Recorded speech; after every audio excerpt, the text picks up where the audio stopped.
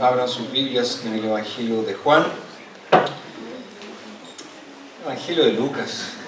Evangelio de Lucas. Lucas capítulo 24.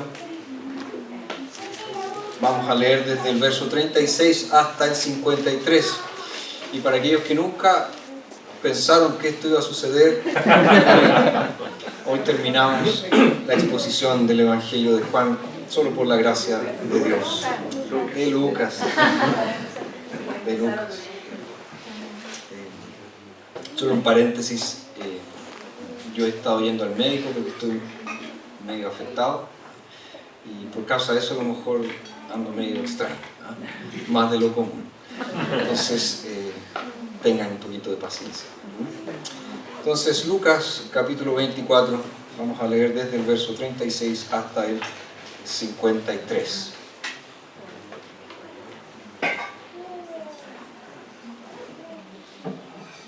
Nos dice así la palabra del Señor. Mientras hablaban estas cosas, Jesús se puso en medio de ellos y les dijo: paz a ustedes. Entonces ellos, aterrorizados y asombrados, pensaban que veían un espíritu. Pero Él les dijo: ¿por qué están turbados y por qué suben tales pensamientos a sus corazones? Miren mis manos y mis pies, que yo mismo soy. Palpen y vean, pues un espíritu no tiene carne ni huesos como ven que yo tengo. Al decir esto, les mostró las manos y los pies. Y como ellos aún no lo creían por el gozo que tenían y porque estaban asombrados, les dijo: ¿tienen aquí algo de comer? Entonces le dieron un pedazo de pescado asado. Lo tomó y comió delante de ellos. Y les dijo: estas son las palabras que les hablé estando aún con ustedes, que era necesario que se cumplieran todas estas cosas que están escritas de mí en la ley de Moisés, en los profetas y en los salmos. Entonces les abrió el entendimiento para que comprendieran las Escrituras. Y les dijo: así está escrito, y así fue necesario que el Cristo padeciera y resucitara de los muertos al tercer día, y que en su nombre se predicara el arrepentimiento y la remisión de pecados en todas las naciones, comenzando desde Jerusalén. Y ustedes son testigos de estas cosas. He aquí yo enviaré el cumplimiento de la promesa de mi Padre sobre ustedes, pero quédense ustedes en la ciudad hasta que sean investidos del poder de lo alto. Entonces Él los llevó fuera hasta Betania, y alzando sus manos los bendijo. Aconteció que al bendecirlo se fue de ellos, y era llevado arriba al cielo. Después de haberlo adorado, ellos regresaron a Jerusalén con gran gozo, y se hallaban continuamente en el templo, bendiciendo a Dios. Algunas personas creen en la resurrección del cuerpo, pero muchas personas no. Los cristianos son aquellos que creen en la resurrección del cuerpo, o por lo menos aquellos que dicen creer en la resurrección del cuerpo. La resurrección física del cuerpo humano después de la muerte es entonces uno de los principios básicos de la fe cristiana. Los antiguos credos ecuménicos establecen claramente que Jesús resucitó al tercer día. Por ejemplo, el credo de Nicea, él termina diciendo: espero la resurrección de los muertos y la vida del mundo futuro. Y también el famoso credo de los apóstoles dice: creo en la resurrección del cuerpo. Sin embargo, la mayoría de la gente no cree esto. No cree en la resurrección. No cree que sea posible que una persona que murió nuevamente vuelva a vivir. Ahora, nosotros podríamos pensar que las personas tienen muchas razones para no creer en la resurrección de los muertos. Incluso podríamos decir que hay algunos que ni siquiera creen en la vida después de la muerte. Lo único que dicen, que podemos tener certeza, es que tenemos una vida y una vez que esta vida se acaba, fin, se acabó todo. Cualquier existencia futura, dicen estas personas, es un milagro que va más allá de todo lo que hemos visto o que podríamos probar. Ahora, Ahora, hay otras personas que creen en la vida después de la muerte, pero piensan que esta vida es una especie de existencia espiritual. Que tú estás en un estado espiritual, en algún otro lugar allí espiritualmente levitando. Dicen que no hay resurrección del cuerpo, sino que solamente el alma es la que vuelve a Dios y se queda con Dios hasta la eternidad. Ahora, esperar la resurrección del cuerpo es algo realmente difícil de creer. Fíjense, un cadáver, él está sin vida. Especialmente un cadáver que ya ha estado enterrado durante mucho tiempo y se ha convertido en polvo. Entonces, delante de esa realidad, muchas personas dicen, es imposible creer en la resurrección del cuerpo. Ahora, para los primeros discípulos, la resurrección corporal de Jesucristo también era algo imposible, era algo difícil de creer. Marcos nos dice que cuando sus discípulos escucharon que Jesús estaba vivo, no lo creyeron. Y después que aquellos que iban camino a Emaús les contaron de su experiencia, nos dice Marcos que tampoco a ellos les creyeron. Y Lucas agrega la razón inusual, una razón muy extraña por la cual ellos no creían. Fíjense lo que dice el verso 41. Y como ellos aún no lo creían por el gozo que tenían. Qué cosa más extraña. No creer por causa del gozo, no creer por causa de la alegría. Ahora fíjense que los discípulos experimentaron entonces esta extraña incredulidad al final del día más extraordinario en la historia humana. El día había comenzado mucho antes del amanecer, cuando un grupo de mujeres había ido rumbo al sepulcro de Jesús y habían encontrado la puerta, la piedra que servía de puerta del sepulcro abierta, y Jesús no estaba allí, el cuerpo no estaba. Después escucharon la sorprendente noticia de que Jesús había resucitado. Entonces fíjense que durante el resto de ese día o de esa mañana hubo un ir y venir al sepulcro. Personas que habían oído el reporte de las mujeres, que habían oído lo que los ángeles le habían dicho a las mujeres, y ellas iban a comprobar si esto era cierto o no, para confirmar si Jesús había resucitado o no de los muertos. Y pronto se comenzó a difundir por toda Jerusalén que Cristo había resucitado. Pero era tan difícil de creer que las personas, era tan difícil de creer lo que las personas decían, que cada uno no sabía qué creer respecto a eso. Por ejemplo, Lucas nos plantea el caso de Cleofas, aquel que era uno de los que iba rumbo a Emaús, y dice que él había escuchado acerca de mujeres relatando la resurrección de Jesús, relatando lo que los ángeles le habían dicho, pero que no lo habían visto. Por lo tanto, revelando su incredulidad. Pero ¿qué pasó? Jesús llegó a él en el camino, caminó con él, habló con él y les predicó el Evangelio a partir de todo el Antiguo Testamento. Y finalmente, como vimos la semana pasada, cuando Jesús parte el pan, sus ojos fueron abiertos y se dieron cuenta que era Jesús y que había resucitado, se había levantado de los muertos. Ahora, esta es una buena pregunta que cada uno de nosotros tiene que contestar. ¿Tú crees en la resurrección de Jesús? ¿Crees en la resurrección del cuerpo? Es una muy buena pregunta. ¿Crees realmente en la resurrección del cuerpo o tú tienes una idea extraña respecto de la vida futura? Con eso presente, el tema para esta mañana es el siguiente: gozo eterno en lugar de incredulidad. Gozo eterno en lugar de incredulidad. Y lo primero que vemos en el texto es que los discípulos estaban maravillados por el gozo, maravillados por el gozo. Verso 36 dice: mientras hablaban estas cosas, Jesús se puso en medio de ellos y les dijo: paz a ustedes. Y el verso 41 nos dice, y como ellos aún no lo creían por el gozo que tenían y porque estaban asombrados.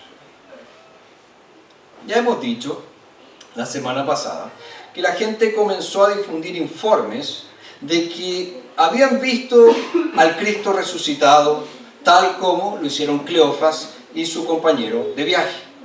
Estos discípulos inmediatamente volvieron a Jerusalén para contarle a los demás, para contarles a los otros discípulos su experiencia. Y Cleofas y su compañero compartieron esta alegre noticia con los 11 discípulos restantes y con los otros seguidores de Jesús que estaban reunidos en el mismo lugar. Y allí los discípulos hicieron una declaración que se hizo famosa, que se transformó en un saludo del domingo de resurrección. ¿Cuál es esa frase? Verdaderamente el Señor ha resucitado. Esa frase se hizo famosa y en muchas iglesias cuando se celebra el domingo de resurrección, los hermanos se saludan de esa manera. Verdaderamente el Señor ha resucitado.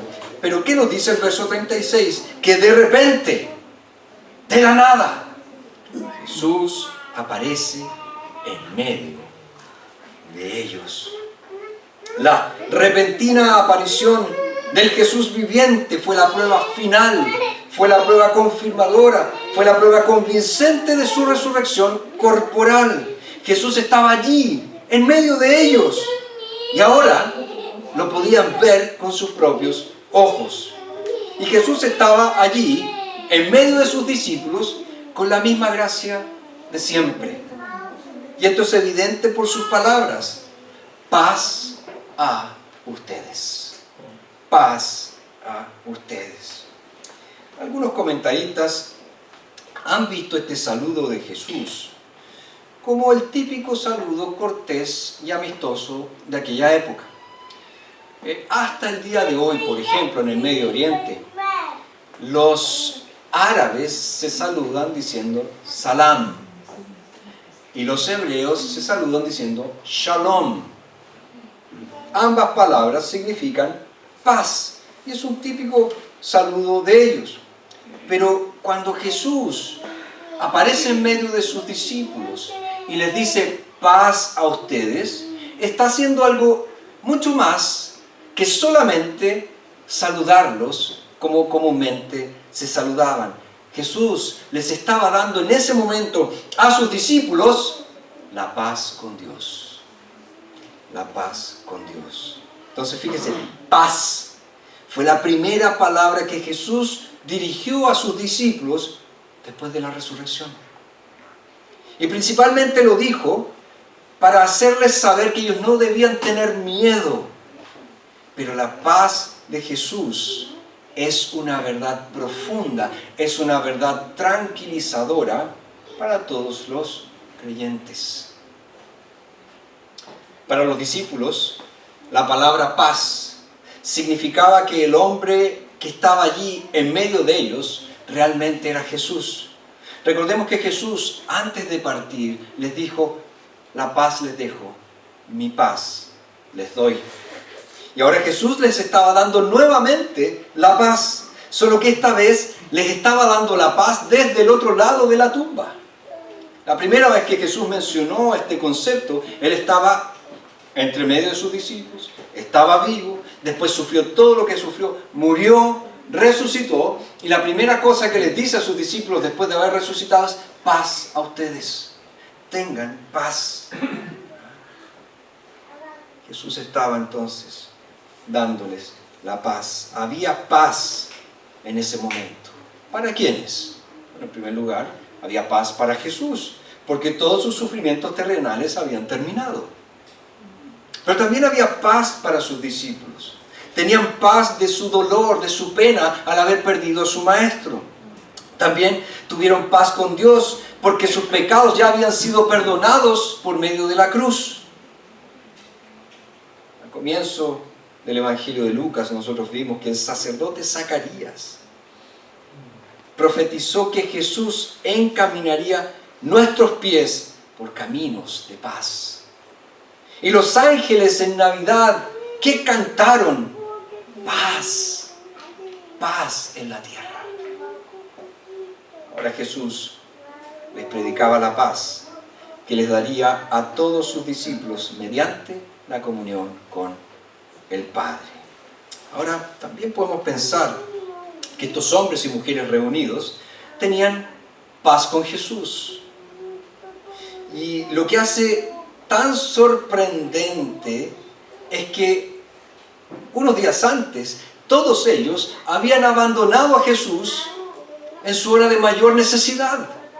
Habían dejado a Jesús de lado, por lo tanto Jesús tenía todo el derecho de estar enojado con ellos. Tenía todo el derecho de decir: ustedes me traicionaron, ustedes me abandonaron, ustedes me dejaron de lado. Todas las promesas que ustedes hicieron de seguirme, de estar dispuestos a morir por mí, nada se cumplió. Pero Jesús, a pesar de que sus discípulos rompieron todas sus promesas de quedarse con Él hasta el final, Él lo primero que les dice es: paz a ustedes. Paz a ustedes. Entonces, por muy sorprendente que sea el hecho de que Jesús se haya levantado de entre los muertos, también es tremendamente o extraordinariamente sorprendente que la primera cosa que Él le dijo a sus discípulos después de resucitar fue: paz. Paz a ustedes.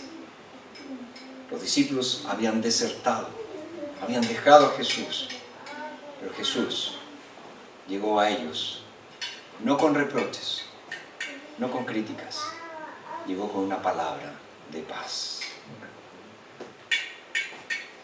Aquí Jesús entonces se presenta como el verdadero pacificador. Y es así también como Jesús viene a nuestra vida.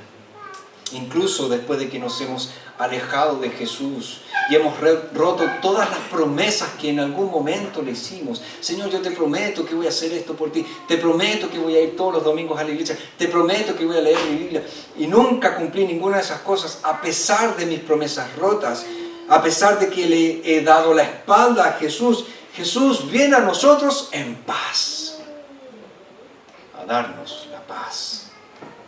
Él no espera que nosotros primero ordenemos nuestras vidas, que resolvamos todas nuestras dudas o que regresemos a Él, rogándole que nos dé una oportunidad más. No, Jesús no trabaja así. Jesús viene a los pecadores, viene a los escépticos, viene a aquellos que dudan, viene a aquellos que caen, viene a aquellos que quieren vivir para sí mismos, con los brazos abiertos, ofreciéndole paz. Paz a ustedes. Paz a ustedes. ¿Has recibido la paz de Jesús? ¿Tienes la paz de Jesús? ¿Disfrutas de la paz de Jesús? Vemos entonces, en primer lugar, que los discípulos estaban maravillados por el gozo. Pero el texto también nos dice que ellos estaban asombrados por la resurrección. Fíjense que a veces es difícil para nosotros descansar en la paz que es nuestra en Cristo Jesús. ¿Cuántos de nosotros estamos muchas veces turbados o perturbados o afligidos y no disfrutamos de aquella paz que Jesús nos da? Fíjense que aquí, incluso después de que Jesús les dijo paz a sus discípulos, ellos seguían perturbados, nos dice el verso 37. Entonces ellos, aterrorizados y asombrados, pensaban que veían un espíritu.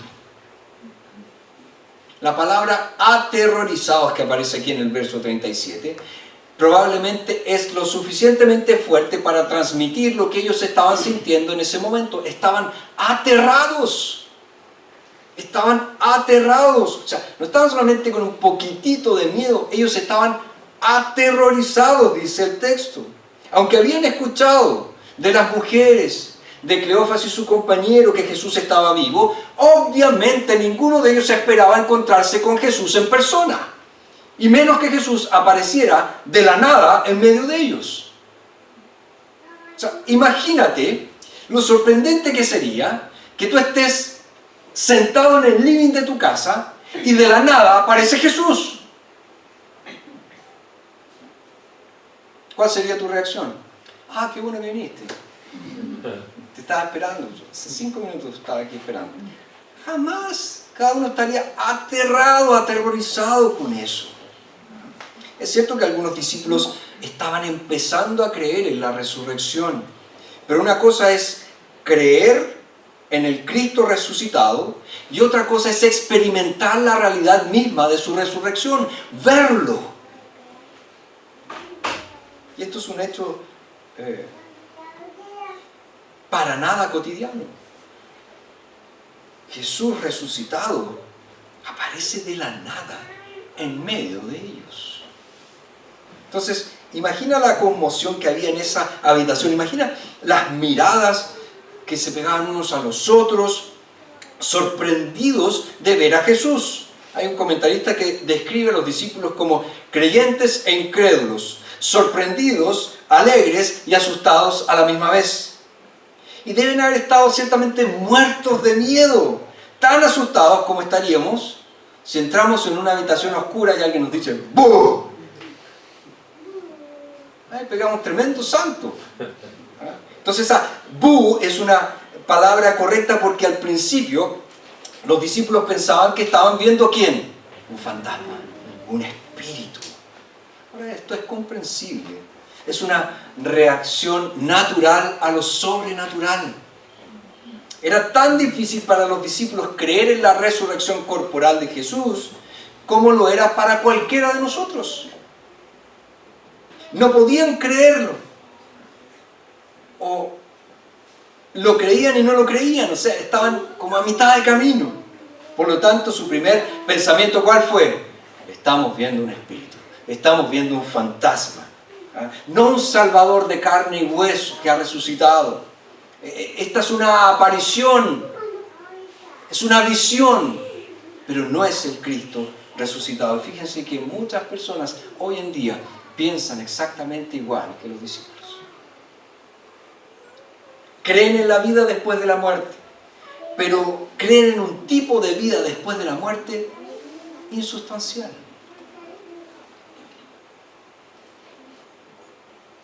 Y aquí me voy a poner un poco más exigente.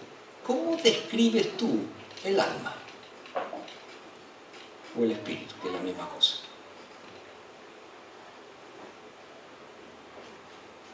¿Has visto un alma o un espíritu? ¿Cómo ver algo que es incorpóreo? Entonces esas personas que se imaginan en la vida después de la muerte como algo incorpóreo,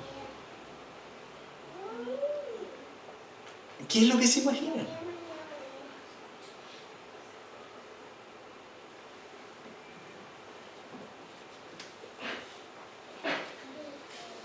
Todo esto es parte de una tendencia más profunda en que las personas piensan que la existencia física es inferior a la existencia espiritual.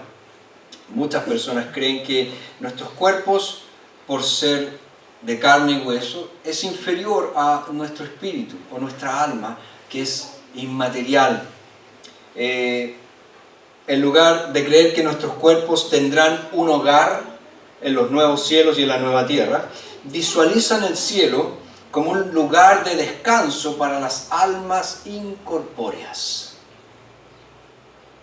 Pero lo que nosotros vemos en el Evangelio es algo completamente diferente. ¿Qué quiero decir? El Evangelio no es una historia de fantasmas. La resurrección de Jesús no es una historia de fantasmas. Nuestros cuerpos mortales serán resucitados de la misma forma como Jesús resucitó. Y todas nuestras debilidades, todos nuestros sufrimientos físicos, que son resultado de vivir en un mundo caído, van a desaparecer. Los que están aquí, que usan lentes, ¿se han puesto a pensar que en los nuevos cielos y en la nueva tierra no van a usar lentes? Porque el hecho de que nuestros ojos se afecten es consecuencia de vivir en un mundo que sufre los efectos nocivos del pecado. Si alguno de ustedes tiene algún problema en los huesos, ¿te has puesto a pensar que en los nuevos cielos y en la nueva tierra no vas a tener problema en los huesos? Cualquier dificultad que tengamos, cualquier mal que tengamos hoy en día, en los nuevos cielos y en la nueva tierra no lo tendremos.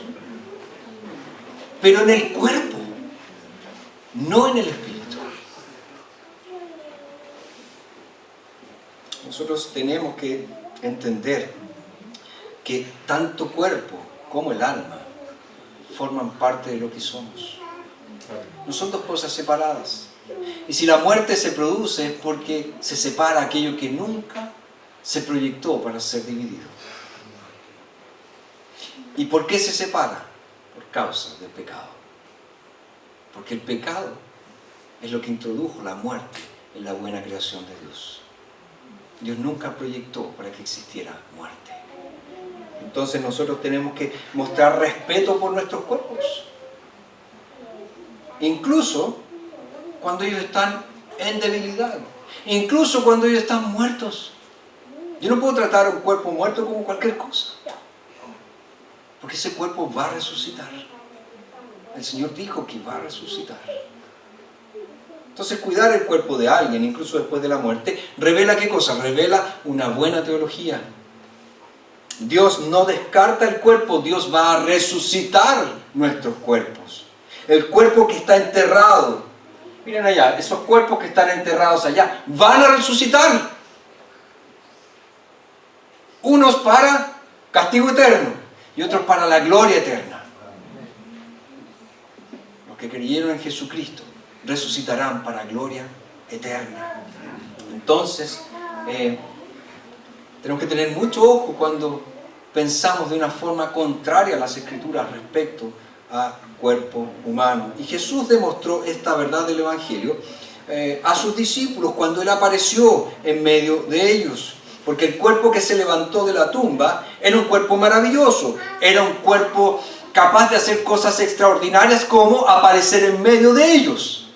Era un cuerpo que podía entrar en lugares cerrados, como Jesús lo hizo más de alguna vez. Era un cuerpo que podía desaparecer, como sucedió cuando Jesús parte el pan delante de Cleofas y el otro discípulo. Todas estas habilidades sobrenaturales que nosotros vemos en Jesús después de su resurrección nos pueden ayudar a explicar aquello que el apóstol Pablo habla en 1 Corintios 15, cuando él dice que hay cuerpo carnal y hay cuerpo espiritual. Es un cuerpo el cuerpo espiritual, pero un cuerpo que trasciende a las limitaciones ordinarias del cuerpo, tal como nosotros lo conocemos. Pastor, eso quiere decir que en la resurrección voy a ser así como Superman. No, que es una invención. Pero sí tendremos un cuerpo espiritual que tiene continuidad con nuestro cuerpo, es decir, nos vamos a reconocer, vamos a ser nosotros mismos. Tal vez algún tipo de upgrade ahí, aquellas cosas que no corresponden que estén, pero va a ser el mismo cuerpo, exactamente el mismo, con cualidades superiores, porque va a ser un cuerpo glorificado, cuerpo espiritual, como Pablo se refiere. Ahora, esto es algo que no solo nosotros podemos creer por fe, esto es algo que solo nosotros podemos creer por fe, y algo que los discípulos difícilmente pudieron aceptar de buenas a primeras. Ellos se espantaron, creían que veían un espíritu, y Jesús les dice: ¿por qué están turbados y por qué suben tales pensamientos a sus corazones? Miren mis manos y mis pies, que yo mismo soy. Palpen, vean, pues un espíritu no tiene carne ni huesos, como ven que yo tengo. Jesús aquí, Él está siendo muy misericordioso con ellos. En primer lugar, les está mostrando sus manos y sus pies, donde ciertamente estaban las señales de los clavos, las heridas de los clavos, las cicatrices, podríamos decir, de los clavos. Y dice: fíjense, soy yo, el mismo que fue crucificado hace 3 días, este soy yo. Y tóquenme, yo soy de carne y hueso igual que ustedes. No soy un fantasma. Los discípulos lo estaban identificando con un fantasma, pero Jesús les dijo: tóquenme. tóquenme. Jesús los desafió amorosamente a considerar qué cosas eran las que impedían que ellos creyesen en la resurrección. Y esta es una buena pregunta para cualquiera de nosotros. ¿Crees en la resurrección corporal de Jesucristo? Para llevar esto un paso más allá, ¿crees en la resurrección de tu propio cuerpo? Si no crees en ninguna de esas dos cosas, ¿por qué no? ¿Por qué no crees en eso? ¿Qué te hace dudar de lo que Lucas dice acerca de la tumba vacía? ¿De lo que Jesús dijo acerca de la resurrección y de la vida? Nuestras dudas, fíjense, solo se van a disipar al escuchar a Jesús, al mirar a Jesús, quien es la perfecta cura para nuestros corazones perturbados, para nuestros corazones incrédulos, para nuestros corazones atemorizados. Y lo que Jesús le mostró a sus discípulos fue ¿qué cosa? La evidencia física de su resurrección. La evidencia física de la realidad de su resurrección. Por eso le dije, tóquenme, mírenme, soy yo mismo. Los discípulos ya habían escuchado a Jesús hablar, paz a ustedes. Ya tenían la evidencia sensorial del oído, ya lo habían escuchado, es la misma voz, es el mismo Jesús. Pero ahora Jesús los invita amorosamente a que tóquenme, tóquenme, yo soy. Utilizaron el tacto también para poder comprender la realidad de la resurrección. Y el apóstol Juan, nosotros hemos estado estudiando su primera carta, él en la primera carta de Juan, en los primeros versículos, él se refiere a la realidad de la resurrección cuando él dice lo que era desde el principio, lo que hemos oído, paz a ustedes, lo que hemos visto con nuestros ojos, cuando Jesús le dijo, miren, lo que contemplamos y palparon nuestras manos, tocante a la palabra, al verbo de vida. Nosotros lo vimos, nosotros lo escuchamos, nosotros lo tocamos. Él resucitó. Realmente Él resucitó. Ahora, nosotros mismos solo hemos escuchado la palabra de vida. No hemos visto a Jesús con nuestros ojos. No hemos tocado a Jesús con nuestras manos. Pero fíjense, nosotros tenemos el testimonio confiable de las personas que sí lo hicieron, que sí lo vieron, que sí lo escucharon, que sí lo tocaron. Esas personas que son testigos oculares de la resurrección son los que nos transmitieron estas cosas. Entonces su palabra nos da un fuerte testimonio. ¿Por qué? Porque proviene de una multiplicidad de testigos oculares. Hombres y mujeres que vieron a Jesús en varias ocasiones. No solo el domingo de resurrección, sino también después, durante 40 días y en distintos lugares. Es un fuerte testimonio, porque las personas que lo dieron tuvieron gran oportunidad de examinar la evidencia y así verificar que realmente estaban en presencia física de Jesús. Su testimonio es fuerte porque cuando vieron a Jesús que estaba allí en medio de ellos, no solo lo vieron solos, individualmente, en privado, sino que lo vieron varios al mismo tiempo y así pudieron corroborar lo que estaban viendo. Es como aquellas típicas imágenes que nosotros vemos en las películas. Viníscame, vas a ver si esto es cierto. Imagínense Pedro al lado de Juan. Juan dice, Pedrito, dan un cachetazo para ver si esto es cierto. Es cierto, no estoy soñando, esto es verdad.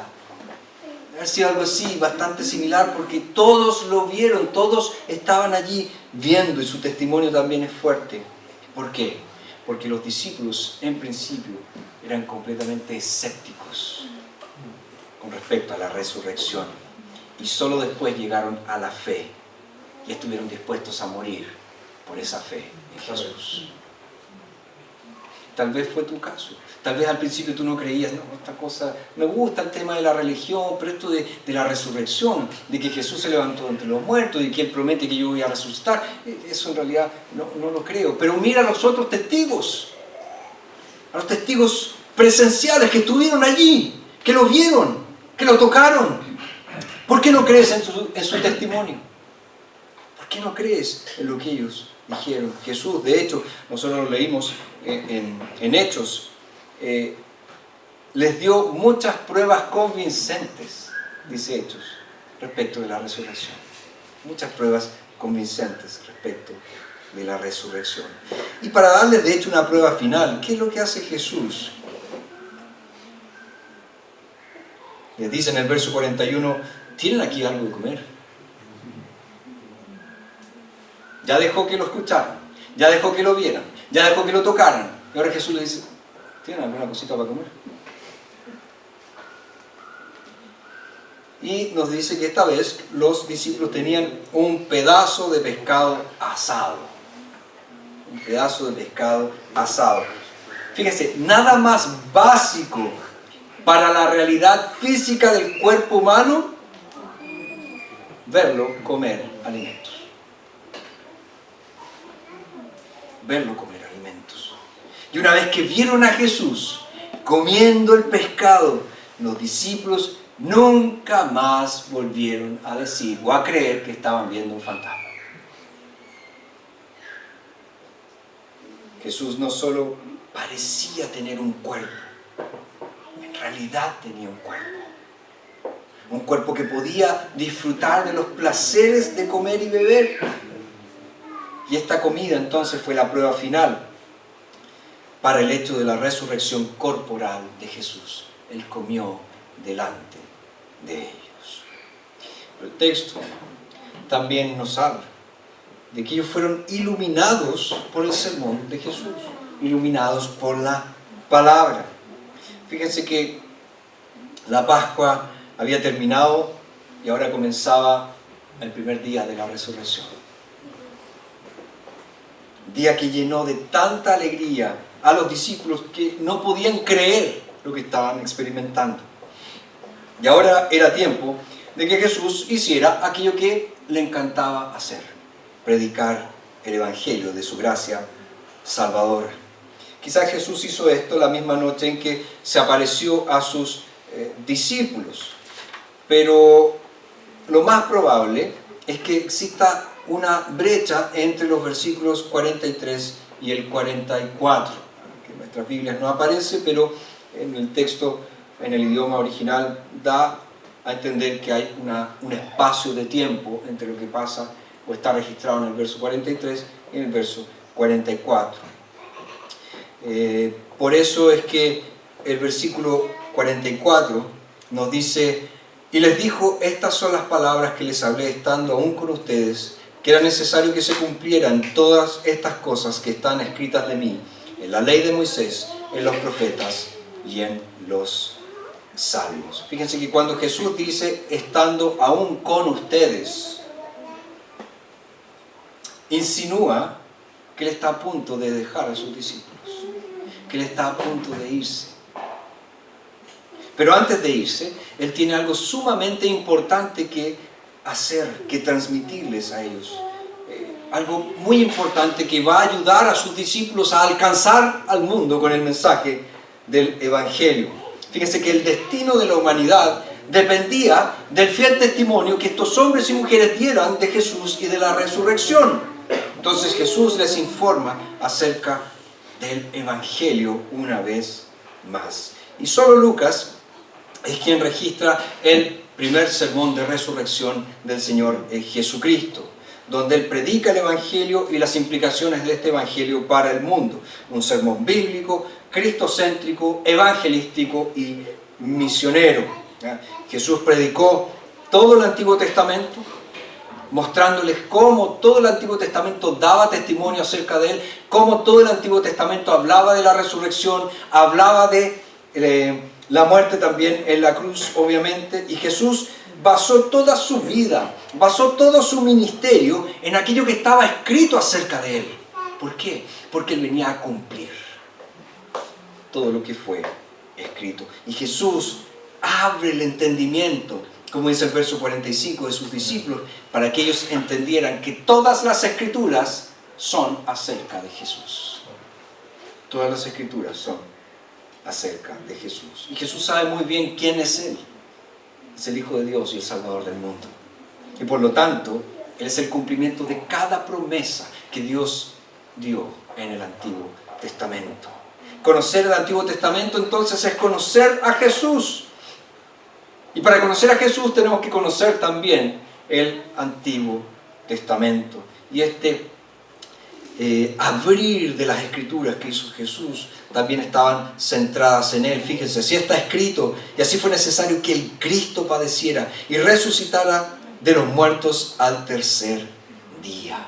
Todo estaba allí registrado, la muerte y la resurrección del Salvador. La promesa del Evangelio entonces se dio en el Antiguo Testamento.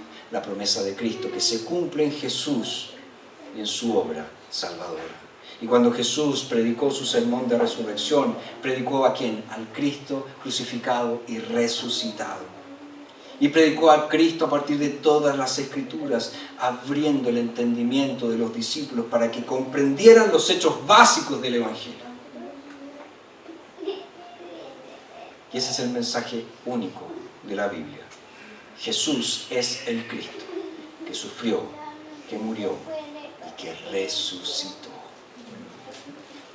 Pero por último, el texto también nos habla de que los discípulos fueron desafiados por la misión. Desafiados por la misión. Fíjense que si creemos en el Evangelio, según fue prometido en las Escrituras y fue consumado en Cristo, debemos también arrepentirnos de nuestros pecados. Y esto también fue parte de la predicación de resurrección de Jesucristo. Su sermón bíblico centrado en Cristo también fue un sermón evangelístico, un sermón donde llamaba a las personas a responder a este mensaje, arrepintiéndose y recibiendo el perdón de pecados. Y de este modo, Jesús terminó su ministerio terrenal de la misma forma como lo había iniciado. ¿Se acuerdan cómo Él comenzó? Arrepiéntanse y conviértanse porque el reino de los cielos se ha acercado. Y aquí dice, y que en su nombre se predicara el arrepentimiento y la remisión de pecados en todas las naciones, comenzando desde Jerusalén. Fíjense que el Evangelio bíblico es más que un conjunto de hechos. Necesitamos saber que Jesús murió y que Él resucitó, obviamente. Pero también debemos entender qué significa el que Él murió y que Él resucitó, para responder a esos hechos con fe. Y esto también fue prometido en las Escrituras. El mismo Antiguo Testamento que prometió los sufrimientos de Cristo, que prometió la resurrección de Cristo, también prometió ¿qué cosa? Arrepentimiento y remisión de pecados. Y este mensaje de arrepentimiento y perdón es ¿para quiénes? Para todos, para todo el mundo, dice Jesús. En todas las naciones, dice Jesús.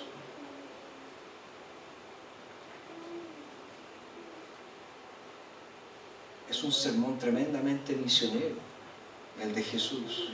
Fíjense, dice, primero creemos el Evangelio, confesamos nuestro pecado y confiamos en Jesús con fe. Luego, ¿qué hacemos? Proclamamos este mismo Evangelio a los demás. Y es por eso que Jesús les dijo a sus discípulos que predicaran el arrepentimiento y el perdón en todas las naciones, comenzando desde Jerusalén. Y luego les dice, verso 48, y ustedes son testigos de estas cosas. Como todas las historias de la resurrección, Lucas termina esta historia con el testimonio. Entonces, de esa forma, el sermón de resurrección de Jesús es un sermón misionero para el mundo, porque este era el plan de Dios desde el principio. Dios nunca fue el Dios de los judíos solamente. Siempre Dios había tenido un corazón para todo el mundo. Y esto, dice Jesús, también estaba escrito en las Escrituras. El Antiguo Testamento, que decía que Cristo sufriría, que resucitaría y que prometía arrepentimiento y perdón, también decía que este Evangelio Salvador debía ser predicado en todo el mundo. Comenzaría en Jerusalén, porque allí fue donde Jesús murió y resucitó. Y también Comenzaría en Jerusalén porque la Escritura había dicho que allí comenzaría. Pero el Evangelio no se quedaría en Jerusalén. Él iría a todas las naciones. Las promesas de Dios en el Antiguo Testamento incluyen entonces la era misionera de la iglesia. Si alguien entendió bien el alcance global del Evangelio fue Lucas. Porque desde el comienzo Lucas nos dijo cosas como que Jesús vino a traer paz a la tierra. No solo a Jerusalén, no solo a Israel, paz a la tierra. Que su salvación, nos dice Lucas, sería para todos los pueblos. Que Él sería luz para los gentiles. Y Lucas citó historias del Antiguo Testamento sobre gentiles que llegaron a la fe, como el caso de Naamán y como el caso de la viuda de Sarepta. Y también nos contó historias de gentiles que llegaron a Jesús, como aquel centurión que venía a pedir a Jesús que salvara a su siervo moribundo. Entonces ahora, fíjense, había llegado el momento de cumplir todas estas promesas antiguas. Y así como se prometió que el Cristo sufriría y moriría y resucitaría, también se prometió que se predicaría el Evangelio en todas las naciones.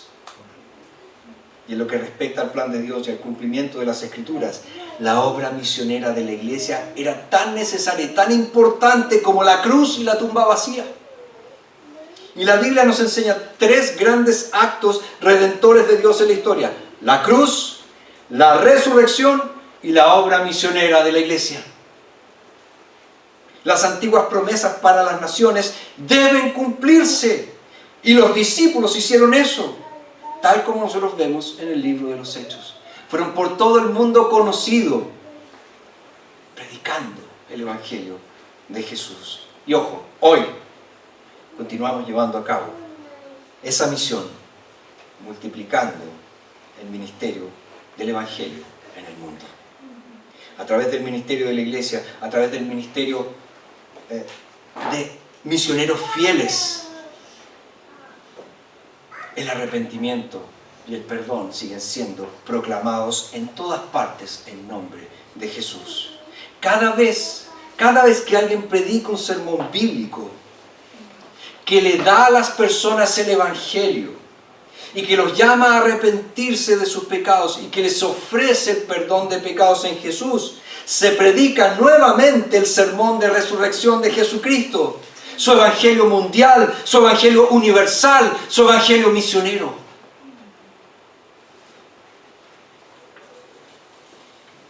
Y nosotros, al igual que los discípulos, somos llamados a ser testigos de Jesús, testigos del Evangelio. No somos testigos oculares, no somos testigos presenciales, porque no hemos visto a Cristo resucitado como sus primeros discípulos lo vieron, como los apóstoles lo vieron. Pero sí somos testigos. Hemos escuchado el sermón de resurrección de Jesucristo. Conocemos el mensaje del Evangelio de la cruz y de la tumba vacía. Creemos en la promesa de Dios del perdón de los pecados. Así que ahora somos nosotros, no otros, nosotros, quienes llevamos el mensaje de los apóstoles a cualquier lugar del mundo donde vayamos.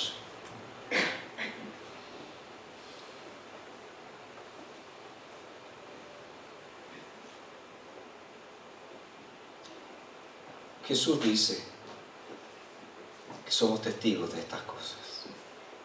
También dice aquí: yo enviaré el cumplimiento de la promesa de mi Padre sobre ustedes, pero quédense ustedes en la ciudad hasta que sean investidos del poder de lo alto.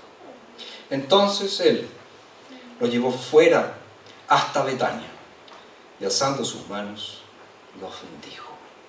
Aconteció que al bendecirlos se fue de ellos y era llevado arriba al cielo.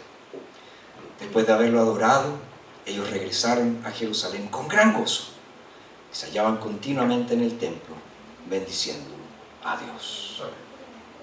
Fíjense que la ida, por así decirlo, la ascensión de Cristo alcanza su clímax al final del Evangelio de Lucas. En los días y semanas posteriores a su resurrección, Jesús continuó apareciendo a sus discípulos, pero Él había prometido que según las Escrituras, el Cristo debía entrar en la gloria. O sea, una resurrección sin ascensión era impensable. De acuerdo con el plan de Dios, tenía que haber una exaltación adecuada para Cristo. Y Lucas es quien registra esto en su Evangelio. Pero mientras tanto, Jesús hizo algo maravilloso. Jesús nos ha dado dos preciosas bendiciones. Podríamos decir, un regalo de despedida y una bendición de despedida. El regalo que Jesús prometió dar es el mejor de todos. Él dice, aquí yo enviaré el cumplimiento de la promesa de mi Padre sobre ustedes. Y lo que Jesús quiso decir con promesa de su Padre era la tercera persona de la Trinidad, el Espíritu Santo. Con este regalo, con este don de despedida, Jesús les dio a sus discípulos, ¿qué cosa? El poder de Dios.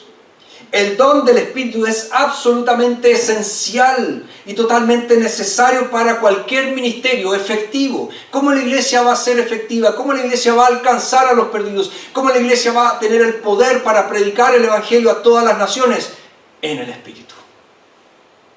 Un regalo precioso que Jesús nos dejó. Pero con el don de despedida vino también una bendición que Jesús le dio a sus discípulos. Dice que alzando sus manos los bendijo. Y al bendecirlos se fue de ellos y era llevado arriba al cielo. Y fíjense que esta es la manera perfecta para que termine el Evangelio de Lucas. Con la bendición de Jesús. Con la bendición de Jesús. Quiero preguntarte ahora. Hemos estado casi 2 años explorando el Evangelio de Lucas, de principio a fin, prácticamente todos los domingos. Quiero preguntarte, ¿conoces a este Jesús? A este Jesús que Lucas describió en su Evangelio. Cualquiera que no lo conozca necesita conocerlo ya, necesita conocerlo pronto. Y cualquiera que lo conozca, ¿qué tiene que hacer? Lo que los discípulos hicieron, adorarlo, adorar a Jesús. Ahora, ¿por qué? ¿Cuáles son las razones para adorar a Jesús? Las que hemos visto en Lucas. Adora a Jesús por su milagroso nacimiento virginal. Adora a Jesús por su nacimiento celebrado por ángeles y pastores. Adora a Jesús por su perfecta obediencia al Padre, incluso cuando el diablo lo tentó en el desierto. Adora a Jesús por los poderosos milagros que curaron enfermos, sanaron discapacitados, alimentaron a los hambrientos y resucitaron a los muertos.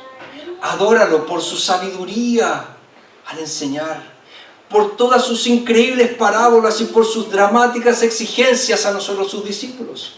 Adóralo por el amor que mostró al buscar a las personas perdidas como tú, solitarias como tú, que encontramos también en el Evangelio de Lucas. Pecadores exactamente iguales a nosotros. Adora a Jesús, sobre todo, por su obra como el Salvador. Sus valientes sufrimientos, su muerte expiatoria, su resurrección triunfante y por último, su ascensión gloriosa. Y después de haberle visto, después de haber visto a Jesús recibido en el cielo, regresar al Padre, no hay nada más que nosotros podamos decir, excepto gloria a Dios en las alturas, alabado sea Jesús, el Hijo de Dios. Amén. Padre, ¿cómo no adorar a nuestro gran Salvador? ¿Cómo no adorar su vida perfecta? ¿Cómo no adorar su sacrificio maravilloso? ¿Cómo no adorar su resurrección de entre los muertos? Porque todo eso es el Evangelio. Jesús es el Evangelio. Jesús es la buena noticia que nosotros tanto anhelábamos oír. Y ayúdanos a llevar a Jesús al mundo entero. Como Él dijo, somos testigos de estas cosas. Y tenemos que predicar a Jesús en cada rincón del planeta Tierra. Y gracias, Padre, porque tenemos la unción de tu Espíritu. Y tenemos tu bendición para para ir por todo el mundo anunciando las glorias del Salvador, las glorias de Jesús, las glorias del gran y poderoso Redentor. En su nombre precioso nosotros oramos. Amén.